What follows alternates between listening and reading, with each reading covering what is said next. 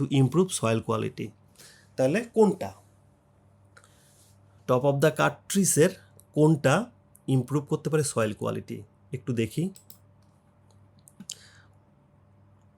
এই যে nutrient cycle back to the soil, এই নিউট্রিয়েন্টসটা ইমপ্রুভ করতে পারে সয়েল কোয়ালিটিতে, কারণ এটা ব্যাক করে soil. Top of the trees that have been cut down, তার মানে এটার মানে হচ্ছে cut top of the trees, ওই একই কথা। এটার মানেই হচ্ছে top of the cut trees.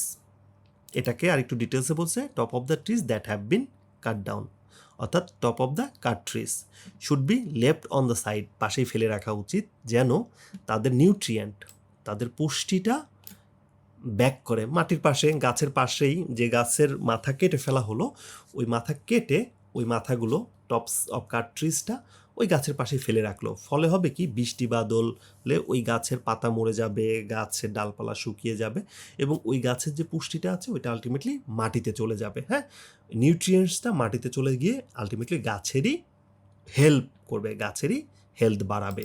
সেটাই বলেছে, the nutrients from the top of the trees can help.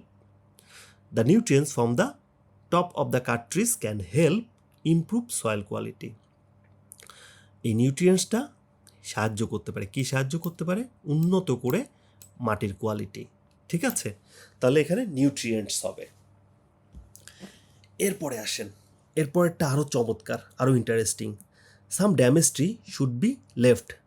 কিছু ড্যামেজ ট্রি আছে যেগুলো হচ্ছে ফেলে দেওয়া উচিত। As there dash provide habitats, কারণ তাদের স্পেসেস, আমরা জানি সাবজেক্ট প্লুরাল হবে, হ্যাবিটেটস আবাসস্থল তৈরি করে for the range of creature.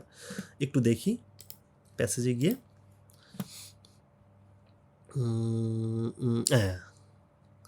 Habitats পেয়েছি। কি বললো? In addition trees with many cavity, গাছ যেগুলোর অনেক ক্যাভিটি আছে, দাঁতের ক্যাভিটি বলি না আমরা, ক্যাভিটি মানে হচ্ছে গর্ত, গাছ উইথ ম্যানি ক্যাভিটি, যে গাছগুলো অনেক গর্ত আছে, আর এক্সট্রিমলি ইম্পর্ট্যান্ট হ্যাবিটেটস, খুবই গুরুত্বপূর্ণ বাসস্থানের জন্য। কাদের বাসস্থানের জন্য? ফর ইনসেক্ট প্রিডেটর, শিকারি ইনসেক্টের জন্য। ইনসেক্ট মানে কীটপতঙ্গ, শিকারি কীটপতঙ্গের বাসা হিসাবে এই গর্তগুলো খুবই গুরুত্বপূর্ণ। কোন ধরনের? Woodpeckers, bats, small mammal. ঠিক আছে, they can control problem insect and increase the health of resilience. আচ্ছা, ফরেস্ট, ওকে। তার মানে এখানে ওই ধরনের গাছগুলো যেগুলো হচ্ছে আপনার ক্যাভিটি আছে, তারা হচ্ছে তাদের হচ্ছে গুরুত্বপূর্ণ আবাসস্থল হিসাবে কীটপতঙ্গের। তারপরে কি বললো? দেয়ার, আচ্ছা, রেসিলিয়েন্স ফরেস্ট, আচ্ছা, it is important, low use, okay, it is also important to remember that not all small, আচ্ছা, কি বললো? They help control problem insect, এখানে বললো কি, ইন অ্যাডিশন ট্রিজ আর extremely important habitat for insect, bats, small mammal, okay, they help control problem insect and increase the health and resilience of the forest. ঠিক আছে, তো ওইটাই বোঝে যে শুধুমাত্র লেফট ডাউন করতে হবে ওগুলোই না, আরও লেফট ডাউন করতে হবে কোনগুলো? যে গাছগুলোর ক্যাভিটি, গর্ত আছে। ঠিক আছে, এই আগের সেন্টেন্সটাকেই কন্টিনিউ করে আসছে যে আরও কোন গাছগুলোকে হচ্ছে আপনার কাট ডাউন করতে হবে। এই যে কাট ডাউন করতে হবে যেগুলো ক্যাভিটি আছে, গর্ত আছে, এবং যে গর্তে আসলে ইনসেক্টগুলো বসবাস করে, শিকারি ইনসেক্টগুলো। তো ক্যাভিটিস, এখানে দেখেন নাউন প্লুরাল পেয়েছি, ক্যাভিটিস। তাহলে some damage tree should be left, ফেলায় বাদ দেওয়া উচিত। অ্যাজ দেয়ার ক্যাভিটিস তাদের গর্তগুলো প্রোভাইড করে হ্যাবিটেটস। ঠিক আছে, আবাসস্থল for range of creatures. Okay, এটার অ্যান্সারও আমরা পেয়েছি। এরপরেটা দেখেন, some trees that are small such as, উদাহরণ দেবে। তো খুব সহজ, এটা গাছের উদাহরণটা আমরা বের করে আনলেই হবে। যাই, ইট is also important remember that not all small trees are low use, সব স্মল ট্রি কম ব্যবহার করা হয় ব্যাপারটা এমন না। ফর এক্সাম্পল, ম্যানি স্পেসিস, অনেক প্রজাতি, like Hawthorne provide food for wild life, Hawthorne খাদ্য দেয় বন্য প্রাণীদের জন্য, ওয়াইল্ড লাইফ বন্য জীবনের জন্য, বন্য জীবজন্তুর জন্য। তার মানে সব ছোট গাছই যে হচ্ছে খুব কম ইউজ করা হয়, কম উপকারী তা না। এই হাউথর্ন নামের এই গাছটাও হচ্ছে খাদ্য সরবরাহ করে ওয়াইল্ড লাইফ, বন্য প্রাণীর জন্য। তো আমার অ্যান্সারটা তো পেয়ে গেছি, এই গাছটার নাম বলা আছে হাউথর্ন, তাহলে আমার অ্যান্সারটা এখানে হাউথর্ন। ক্লিয়ার? ওকে। এরপরে 26 number, any trees that are dash should be left to grow as they add to the variety of species in the forest. Any trees that are something, এখানে adjective হবে, should be left to grow variety of species, unique word. হ্যাঁ, একটু আমরা চলে যাই। Okay, finally rare species of trees in most in a forest should also stay behind পাশে রাখা উচিত, ওই যে বীজ ছেটানো উচিত। As they add to the structural diversity, এই স্ট্রাকচারাল ডাইভার্সিটি বলতে বিভিন্ন ধরনের স্ট্রাকচারের গাছ হবে, অর্থাৎ বিভিন্ন টাইপের স্পেসিস হবে। ঠিক আছে, তো finally rare species of trees, trees তো নাউন, স্পেস প্রজাতিও নাউন, রেয়ার দুর্লভ, দুর্লভ গাছ, দুর্লভ প্রজাতির গাছ, দুর্লভটা আসলে অ্যাডজেক্টিভ। তো এই রেয়ার স্পেসিস অফ ট্রিজকেও এইভাবে আমরা বলতে পারি, ট্রিজ দ্যাট বা which are rare, trees which are rare, অথবা রেয়ার স্পেসিস অফ ট্রিজ, একই কথা। সো এটাকে আমরা কিভাবে বলতে পারি তাহলে? এটাকে আমরা এইভাবে লিখতে পারি, একটু লিখে দেখাই। অ্যানি ট্রিজ মানে trees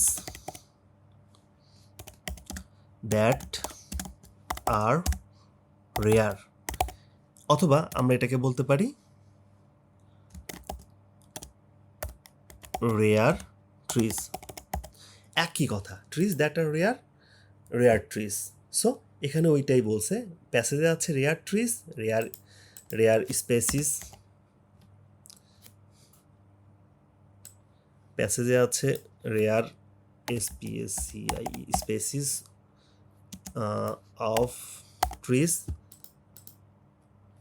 rare rare species of trees,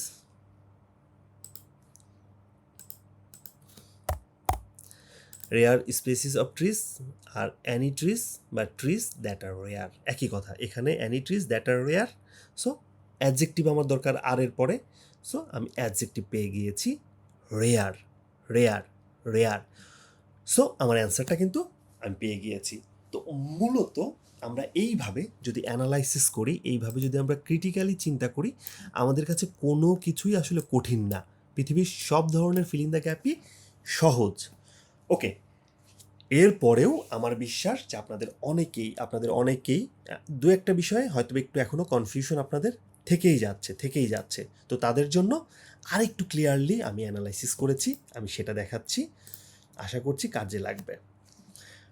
এটা আমার প্রথম প্রশ্ন, এই যে দেখেন হলুদ হলুদ, এটা হচ্ছে আমার প্রশ্ন, যেটা আমার প্যাসেজে ছিল, কোয়েশ্চেন, যেটা আমার কোয়েশ্চেন, এটা আমার প্যাসেজ থেকে আমি নিয়েছি, প্যাসেজে আমার এইভাবে ছিল প্যাসেজে, আর এটা আমি এক্সপ্লেইন করেছি। প্রশ্নে এটা আমার ইউনিক ওয়ার্ড, আমার প্যাসেজেও ইউনিক ওয়ার্ড পেয়েছি, এটা ইউনিক ওয়ার্ড, প্যাসেজে ইউনিক ওয়ার্ড পেয়েছি, প্রশ্নে ইউনিক ওয়ার্ড ছিল, প্যাসেজে এই যে একই কালারের ইউনিক ওয়ার্ড। ঠিক আছে, এটার সাথে এই যে এইটা, তো এটা হচ্ছে আমি পেয়েছি। তো এই জন্য আমি অ্যান্সারটা এটা নিয়েছি, এক্সপ্লেনেশন এইটা। একইভাবে এটা আমার প্রশ্নের ছিল ইউনিক ওয়ার্ড, সেই ইউনিক ওয়ার্ডগুলোকে আলাদা আলাদা কালারে আমি এক করেছি, যে কারণে আমি প্রশ্ন থেকে প্যাসেজে গিয়ে খুব সহজে ইউনিক ওয়ার্ড ধরে উত্তরটা খুঁজে পেয়েছি। ঠিক আছে, এরপরে এটা আপনারা চাইলে স্ক্রিনশট নিয়ে রাখতে পারেন পরবর্তীতে যদি বোঝার প্রয়োজন হয়।